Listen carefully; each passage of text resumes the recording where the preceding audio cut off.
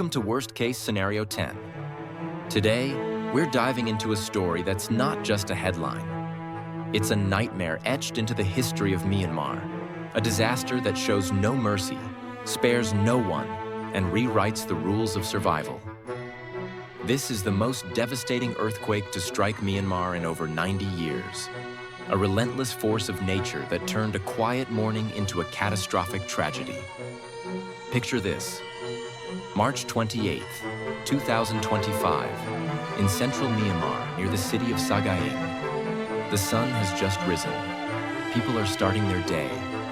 Farmers tending to their fields, children heading to school, and vendors setting up their stalls.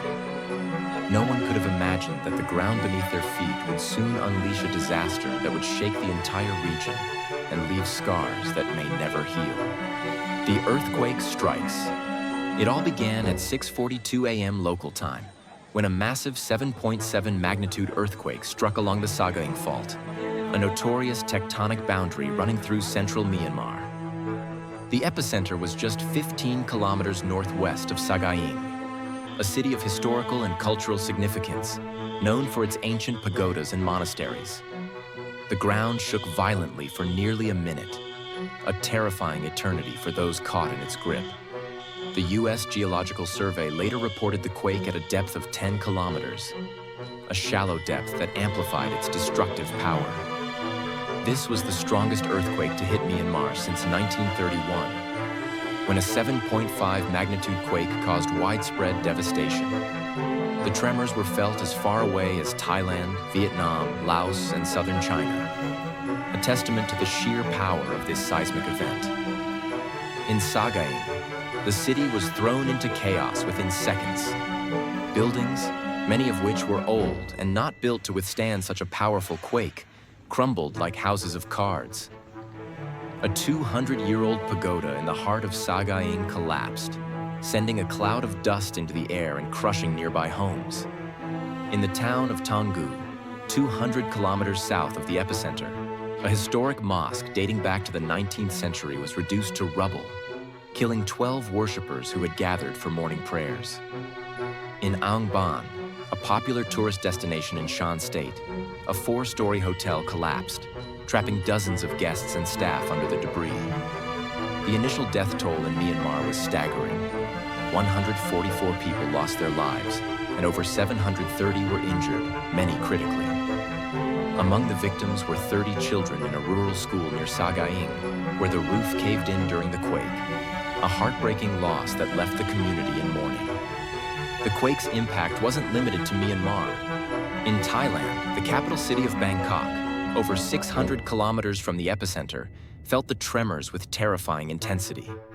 A 30-story building under construction in the city's business district collapsed, killing at least 10 workers and leaving dozens unaccounted for. The building, which was nearing completion, had been flagged for structural concerns just weeks earlier, but construction had continued. A fatal oversight. In Vietnam, residents of Hanoi reported feeling the ground sway, with some high-rise buildings evacuating as a precaution. In Laos, the city of Luang Prabang experienced minor damage to older structures, while in southern China, the quake was felt as far as Yunnan province, where windows shattered in several buildings. Desperate struggle. The response to the disaster was immediate, but the scale of the destruction overwhelmed local authorities. In Myanmar, rescue teams, supported by the military and volunteers, rushed to the hardest-hit areas. But the rugged terrain and damaged infrastructure made access difficult. Roads leading to Sagaing were blocked by landslides triggered by the quake, and bridges along the Irrawaddy River collapsed, cutting off entire communities.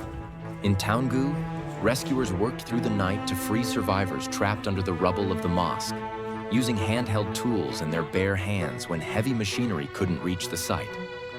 In Ang Ban, the collapsed hotel became a focal point of rescue efforts, with sniffer dogs and thermal imaging drones deployed to locate survivors. By the evening of March 28th, 45 people had been pulled from the debris, but time was running out for those still trapped. The human toll continued to rise as the day progressed. In Sagaing, A makeshift hospital was set up in a local monastery, but it quickly ran out of supplies, forcing doctors to perform surgeries without anesthesia. The injured, many with broken bones and severe head trauma, lay on the ground, waiting for help that was slow to arrive. In rural areas, entire villages were flattened, leaving survivors with nowhere to go.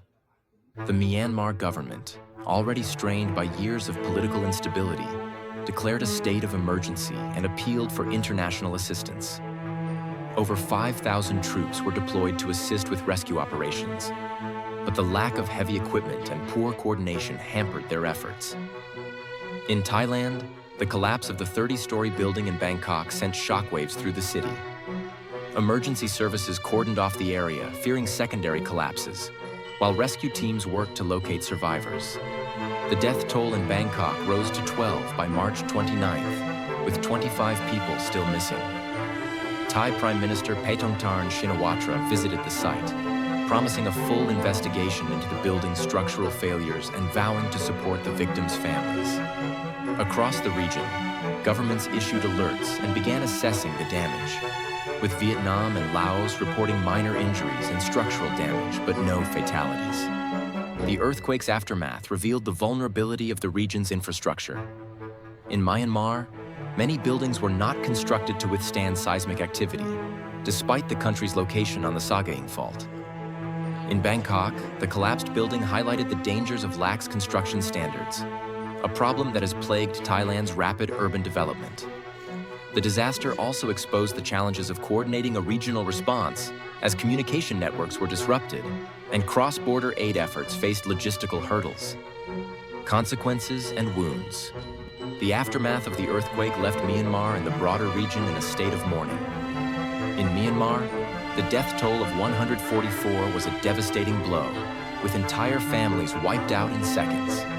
The 730 injured overwhelmed the country's healthcare system, and thousands were left homeless, seeking shelter in makeshift camps along the Irrawaddy River. The destruction of cultural landmarks, like the mosque in Taungoo and the pagoda in Sagaing, was a profound loss for a nation that cherishes its heritage. In Aung Ban, the collapsed hotel became a symbol of the disaster's toll on tourism, a key economic driver for the region. In Thailand, the collapse in Bangkok left a scar on the city's skyline and its psyche.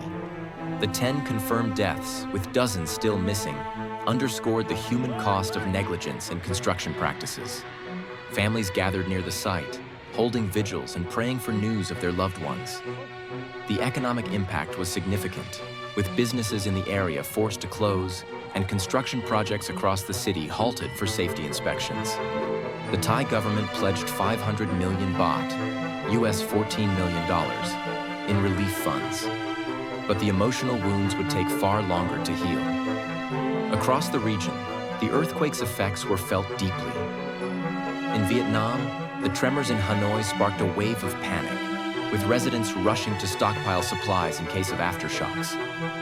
In Laos, the damage in Luang Prabang threatened the city's UNESCO World Heritage status, as several historic temples sustained cracks.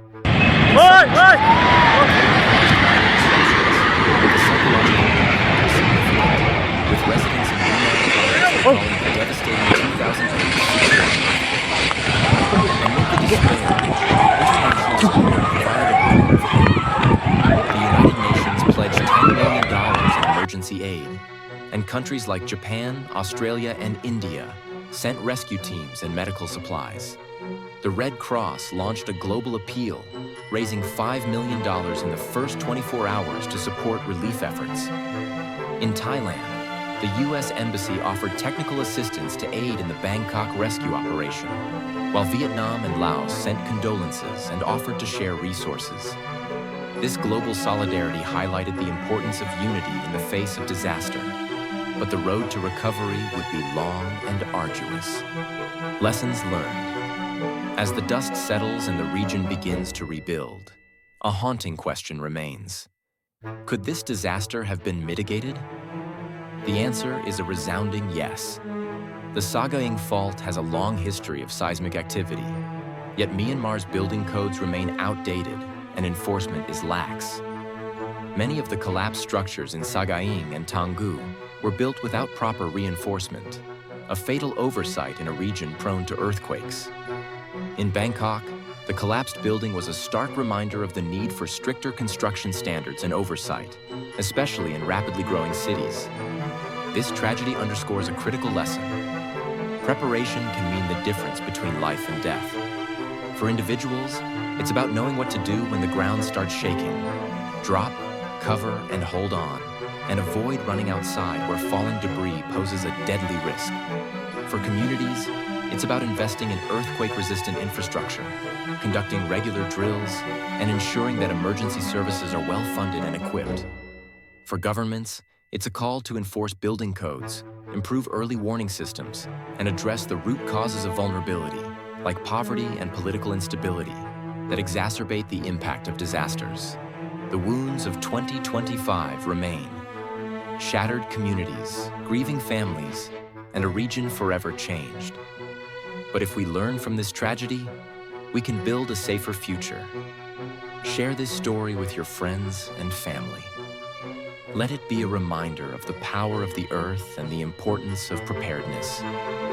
Tell me, if you were faced with a situation like this, what would your first move be? Would you know how to protect yourself and your loved ones? Worst case scenario X. See you next time. Stay sharp. The earth is always moving, my friend.